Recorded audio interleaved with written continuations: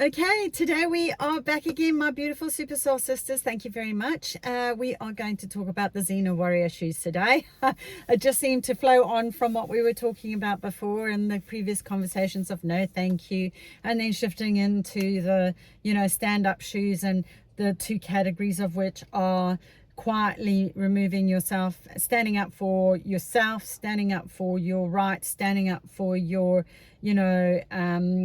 self-preservation, whatever the case may be, just standing up and just going and removing yourself safely from a situation, or having it where you need to stand up and actually be vocal about it, but also again where you're not going to put yourself in harm's way. Really, really important. Today we're going to talk about the Zena Warrior Shoes. Now, Zena Warrior is not just in the case of standing up for yourself, your rights, your beliefs, but it's also having Zena Warrior Shoes where you're brave, where you actually just need to take a step into the unknown, which is really uncomfortable. Okay, so there's two ways of wearing your Zenas. Okay, one is where we'll go with the lightweight one, which is like, I just need to be brave. I say lightweight, but it's not always. It's testing your boundaries and pushing your boundaries, your own personal stretching your boundaries beyond perhaps what you normally would have had before. Now, in that sense, those Zena shoes are really, really good, because as individuals, as people, as humans, as anything in life, if you aren't stretching and growing, you're effectively dying. Okay, you're either stagnant or actually dying. So if you think of a little plant that's actually growing in the ground and it shoots up, it grows, it blossoms, it becomes into it might be, I don't know, even a bush or a tree, and it it flowers, it blossoms, it's continually growing and progressing. Okay, if we aren't doing that, then we're stagnant or dying. Okay, and we're stuck. So the equivalent is, in human terms, is we get stuck and we can't push past that. Sometimes you need your Zena Warrior Shoes to push through whatever the stuckness is, in order to be able to grow, to push through to the next level. Because what I've discovered is that once you stretch your boundaries, and I am going to talk about this as stretch shoes, is that once you stretch those boundaries, you don't snap, you don't go back. It's like your bubble just keeps on growing, and it's great. That's what you want. So progress gives you joy, as long as it's in line with what you want to be doing, of course, and who you're being. So the Zena Warrior is needed as, like, you've got to be brave, you got to push your boundaries just a little bit, and I try and do that every single day personally, and I recommend it for you as well. But it might be that you do something that's a little bit out of your comfort zone in order to get comfortable with it. So for example, I had a lady years ago who said to me she was absolutely terrified. She'd never been out of a town in New Zealand, and she was coming to Queenstown, and she was absolutely terrified because she was needing to go on the gondola up to the top of the mountain. Now, if you don't know what the gondola is, it's that capsule that goes on like a cable wire up to the top to go to a viewing deck to have a look over the top of Queenstown. I personally don't find that at all, scary, but it was a big push for her. I'm assuming she was scared of heights. She had never left the comfort zone of her home, her hometown, and she was close on 50. And this was a big thing for her. So she had sleepless nights for about 4 nights before she came here. God bless her. And that was a really big deal. She had to put her Zena Warrior shoes on to go on the gondola. Now, you may go, oh my gosh, really, whatever. But there are, sometimes that is a big deal for someone. So to put your Zena Warriors on and go outside of you're stepping outside of your comfort zone into something that you potentially see as dangerous, but ideally you have weighed up all the pros and cons as to just how dangerous it is.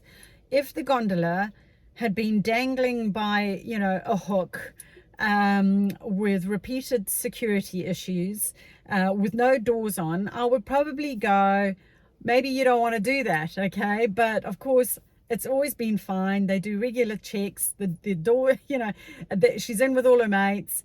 The chances, no one's ever had an accident. Do you know what I mean? Like it's an it's minimal risk involved after having done some level of assessment. After having had your Sherlock shoes on and checked it out, it's actually okay. Now sometimes there is a level of risk, and then you've got to ascertain whether that's actually worthwhile or not. So which then takes us into, sometimes we need our actual Super Zena Warrior shoes on.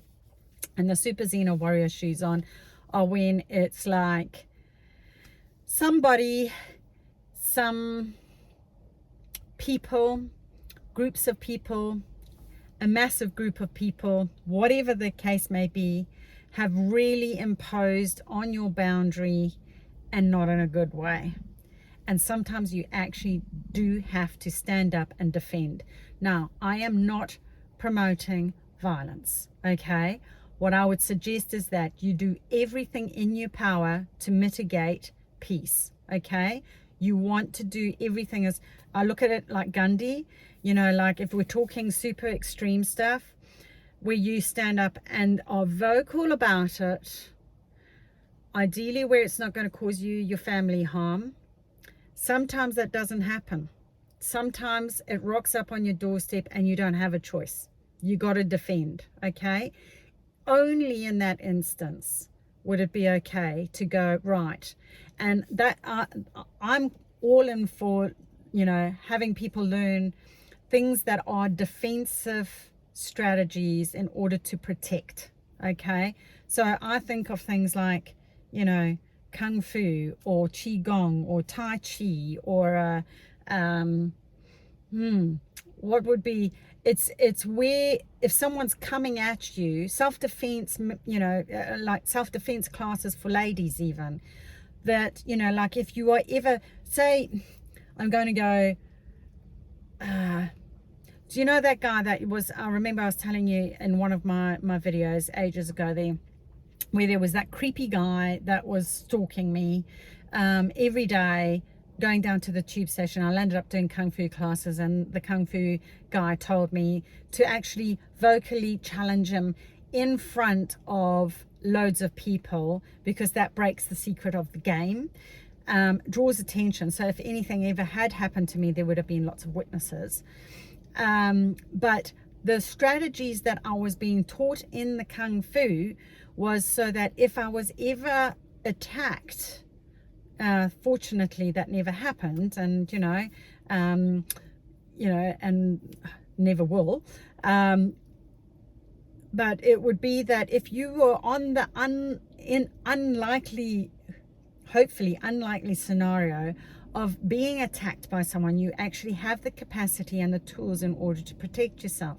That's really where I'm coming from. You have to be the Xenia because you have to be, So if there's a lady who's walking back from the tube station late at night after work for whatever reason and gets attacked, she's got the tools to defend herself, okay? That's what I'm talking about with Zena Warrior. It's like at the end of the day, you're going to have to stand up for yourself because you're being attacked. You don't have a choice. It might be a verbal attack, it just could come out of nowhere. So like another example where I had to put my Zena Warrior shoes on was that my Super Zena Warrior shoes on was when that young girl rocked up at our doorstep that time going off at me, because she had misinterpreted a situation that had gone down at the school, because she had been triggered by the sibling as to what had actually happened, but the story that she got was obviously not what actually happened. So that no fact checking had happened, and of course being a loyal sibling, went off the rocker, and I just happened to be the person that she went off at. But of course I had to put my Zena Warrior on, because when you see bull like that, when you're red, you see red, you're like a bull in a china shop. They're just going at you. There's no room for logic and calm conversation. It's I'm attacking you with my words. If it gets out of control, it could get physical. Are you in a position where you can actually protect yourself, protect you and your family? And in that instance, I had to step in between her and the friend and the kids, and go, no, not happening. Not happening on this property. Never gonna happen again either. Okay, let me be clear. No. Okay, no thank you. Shoes went on, then realized I was going, right, I've got to stand my ground here. Then, you know, realized, oh, I've actually got to get my Zena Warrior shoes on. Can't handle it in the, you know, the quiet remove myself scenario. Had to go into, right, we've now escalated to, we actually have to defend here, you know. And if that person came at me, I would have had to get physical, and I would have, as any mother would have, to protect the young, to protect people around them, to protect your property, to protect your environment. And sometimes we actually have to have our proverbial together to be able to do that. Now, this is one of the things that I find so many ladies, and look, we're so guilty of it because we expect other people to come almost to our rescue, you know, like, oh, we'll just call the cops, or you know, females don't defend themselves. You know, it's not very feminine, you know, to do that. Or it's, you know, we're just not taught how to do it. And you know, it is one of the things that, you know, it made me realign with the fact, you know, become re-aware of the fact that maybe, you know, we should proactively go out and do self-defense classes. And you know, I've got an amazing lady, actually, she's in the group. She's incredible. She sends her daughter off to, I think it's karate, because she is so onto it. She wants to make sure that her kid is fully equipped on the off chance that anything like that happens, you know. And I've got to be honest, I need some more tools, you know. So I'm now looking into what could we have as women that would help protect us more, if it ever came to it. And hopefully it never does, but if the proverbial ever did hit the fan, would you be able to get out of it? Because it can happen like that. I mean, like, I live in peaceful New Zealand. This chick came out of nowhere with a scenario that was completely blown out of proportion. You know, she was out of control. There was no way she was going to see reason. I didn't have a choice.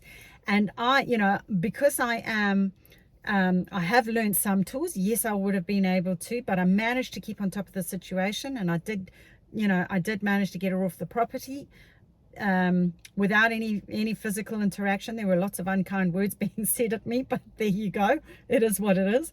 But it's like, if that had been a scenario where, you know, they had a weapon or a whatever, you know, we've got to be in a situation where we got to go, okay, how can we disarm them so that we can keep everybody safe? How can we have it where we're protecting our young ones, where we're showing that we're not promoting violence, we're showing that we stand up, we say, no, we don't accept. That's not behavior that we tolerate. We don't accept it. It's not what we do and how we do things. But we get on top of it. And manage it rather than let it escalate and get out of control where there is harm, where everybody's landing up biffing each other up, you know, where that if they come at you, that it's blocking and stopping and controlling, rather than, I'm going to kick your pants and you're going to land up with a black eye, or whatever the case might be. So we need to, even in society, be brave enough to even stand up and say, we don't agree with that, you know. And it doesn't matter, like, if it's a values clash, if somebody's making you do something that you're not comfortable with, or you and your family and you're not comfortable with, being brave enough to stand up. And you can choose whether you do the silent stand-up shoes, vocal stand-up shoes. And then if it gets to the point, like obviously it did in times in Zimbabwe and even in South Africa, where, you know, the tribal guys were like, well, we don't have a choice. We're now being attacked by, sadly, the government, you know. where they actually had to go, you know, and try and defend themselves. And I really admire people who still do that.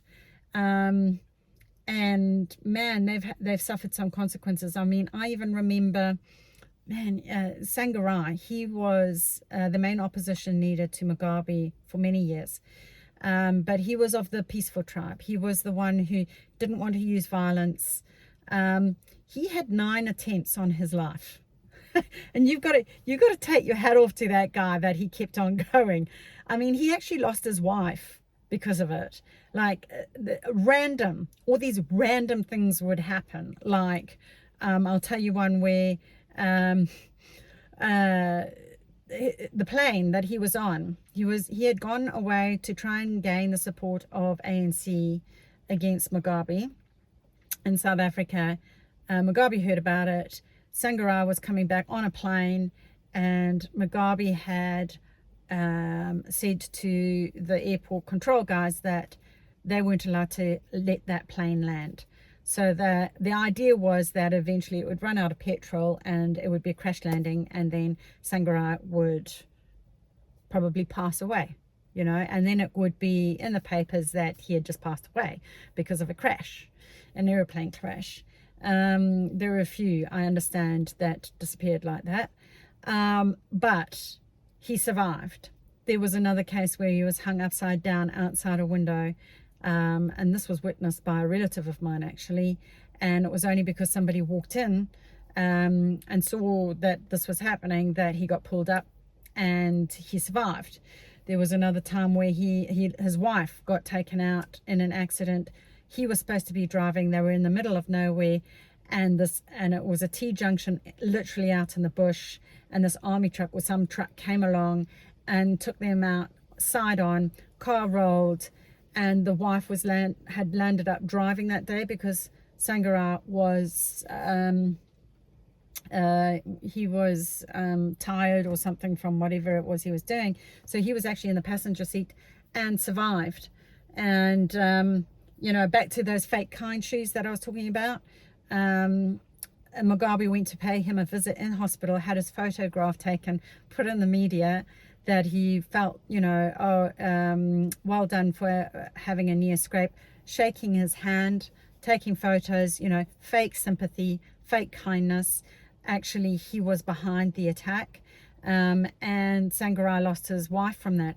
So this is what I'm saying, you know, when you do put on your super Zena Warrior shoes, do be careful, you know, weigh up your pros and cons here, weigh up the consequences of, you know, you've got to understand that, you know, if you provoke too much and it goes off the handle, it may not just be you, it might be people that, you know, others that you care about that you could be putting at risk. So, you know, use them wisely, you know. Don't use your Zena Warriors to provoke violence either. Use it for defense. Use it with the right intention of protect and serve, you know, for in the face of honor, you know, to also control something that is out of control rather than to cause harm. So it's back to that, you know, that whole thing of rule number, you know, one of the rules of, you know, do no harm, you know, just do no harm. But sometimes you actually do have to stand up for yourself. So those are the Zena Warrior shoes. You know, quite a heavy pair of shoes, I have to say. But I think sometimes we as ladies particularly need to step up with this. You know, I think we land up being more disempowered by not wearing them. Facing, you know, learning self-defense strategies, techniques that would protect us and our families and loved ones and our tribe, would actually be beneficial. Do you know what? If there's any ladies out there that already do some kind of defense classes or, you know, preferred methods of, I don't know whether it's kung fu or what are the choices, what are the things that maybe you can start, you know, we can set up groups here in our areas and actually learn, you know. It might be, I don't know, it could be like, oh, here's an odd one. I've wanted to learn how to do crossbow shooting. What's that all about? Don't know. I think maybe because I grew up in Zimbabwe and I think of the old Bushmen and they used to do bows and arrows, and it's like there's no bullets, there's no nothing, and it's to feed the family, and it's that sort of thing, you know. I don't know if I'd use it for self-defense per se, but you know, that just gives you an idea. It's just like, what things can we learn that would empower us more, but not for the intent of harm, but the intention of protection. So and safety, and looking after our whānau, what we call whānau in New Zealand, our families and our tribe, you know, because this is all part of empowerment, isn't it? I mean, if we're really honest, this is a place where women are quite often very vulnerable, and maybe it's time that we change that. Maybe we put on our Zena Warrior shoes and learn the techniques that we need. So anybody got any ideas, please feel free to share them. I would love that. I would really, really love that. But do keep it in sync, please, with the line of defense rather than attack. It's to support and protect, and to be kind, and to have it where we can stand up safely. That's really what I'm wanting to get out. Anyway, I hope you found that useful, interesting, hopefully. If you did, please like, thumbs up, and share if you're in YouTube. If you're in Facebook, if you're not in Facebook, come and join us, will you? The Super Soul Sisters are waiting for you. We've been waiting for you all this time. And if you're in Facebook, thank you for your continued support, and would love to get some feedback as well, or any ideas. Let's get talking. All right, namaste. Thank you so much, everyone. Bye now.